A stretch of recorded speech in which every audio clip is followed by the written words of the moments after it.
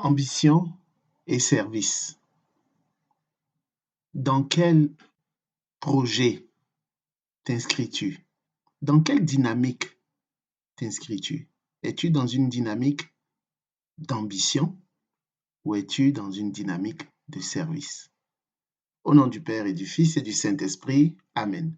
Shalom bien-aimés frères et sœurs dans le Seigneur, nous sommes aujourd'hui le samedi 25 juillet 2020 et nous méditons un extrait de l'Évangile selon Saint Matthieu, chapitre 20, les versets 20 à 28.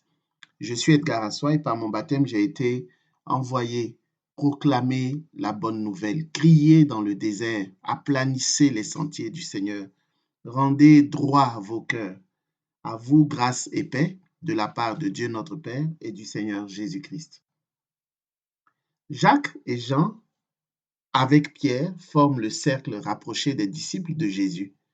Il les prend souvent à l'écart, on peut le voir dans les Saintes Écritures. La mère de Jacques reconnaît en Jésus l'autorité, le maître, puisqu'elle se prosterne devant lui pour lui faire une demande.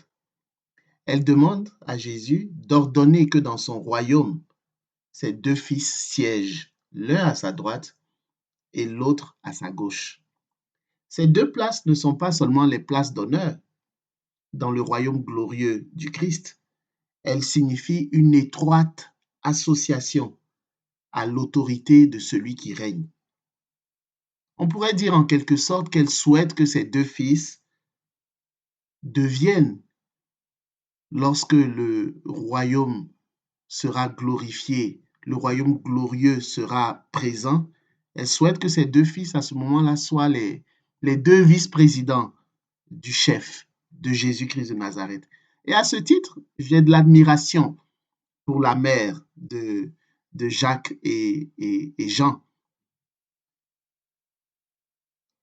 Il n'y a rien de plus normal pour une mère que de vouloir le bien, de souhaiter le bien de ses enfants. Il n'y a rien de malsain en cela. Elle souhaite pour ses enfants le meilleur.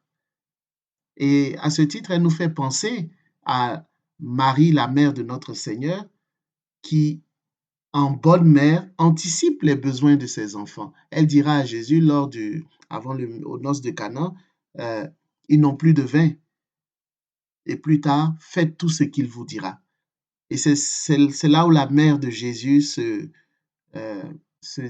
prend un peu une distance par rapport à la mère de Jacques et Jean, en ce sens que la mère de Jésus renvoie à Jésus. La mère de Jésus nous pousse, Marie, la mère de Jésus, nous pousse à écouter tout ce que Jésus dira, contrairement à la mère des fils de Zébédée qui ne voit que l'ambition.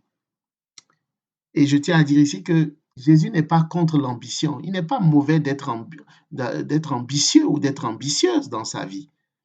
Mais ce n'est pas on ne parle pas ici des réalités physiques.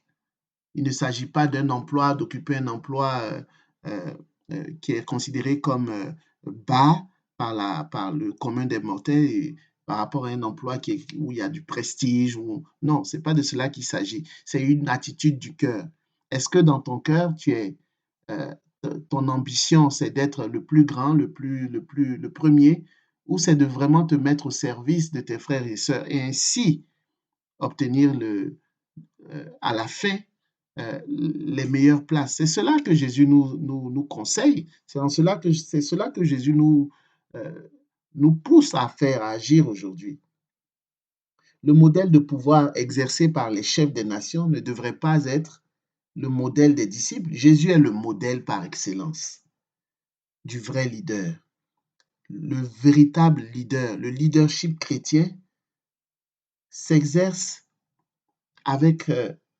par le service. Le vrai leader exerce son autorité par le service. Le baptisé dans sa famille, dans son travail, dans sa communauté, dans ce pays, dans son pays, doit se mettre au service des autres, devenir, pour ainsi dire, l'esclave, mais vraiment une attitude de cœur. Il ne s'agit pas de devenir esclave physiquement parlant, mais dans son cœur se sentir dernier, de se sentir le plus petit de tous et de se mettre au service de tous.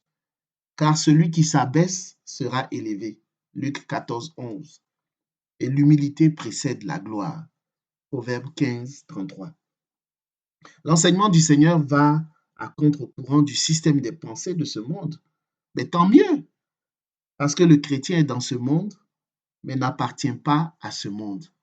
La seule ambition du chrétien, fût-il en position d'autorité, doit être de servir son prochain et non d'être servi.